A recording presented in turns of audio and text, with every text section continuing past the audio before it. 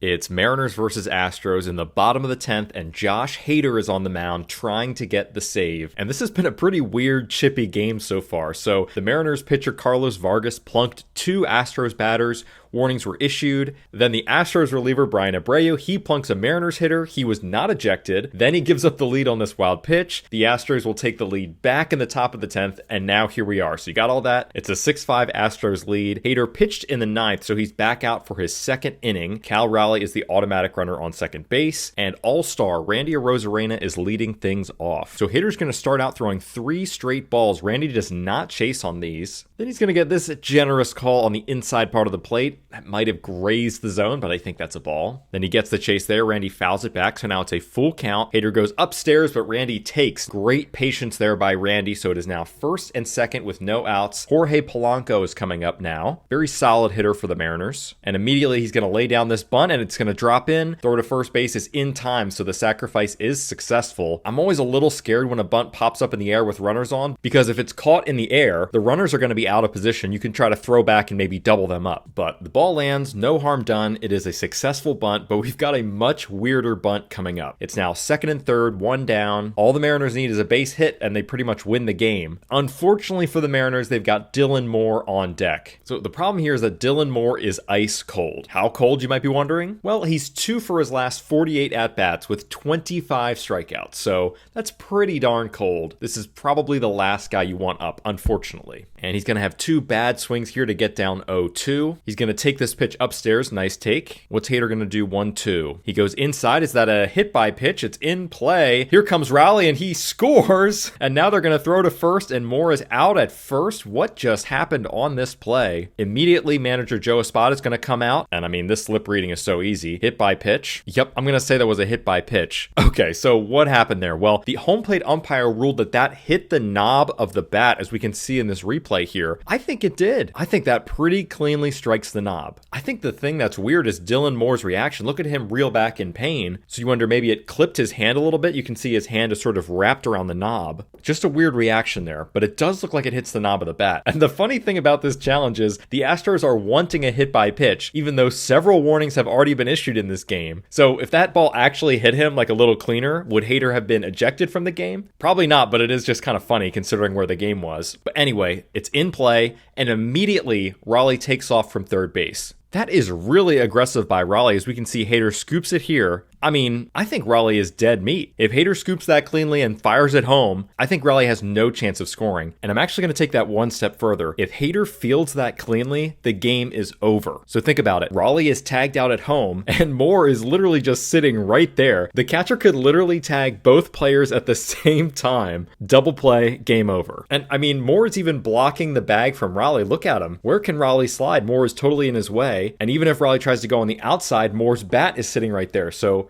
if it's a bang-bang play, this is not looking good for Cal. But fortunately for him, Hader just bobbles it. I think there was way too much chaos going on. Hader didn't even know if the ball was live. And unfortunately, he lost it in the transfer. Super weird play. The Mariners will go on to win the game in the 11th inning. This was a crazy game and a crazy play.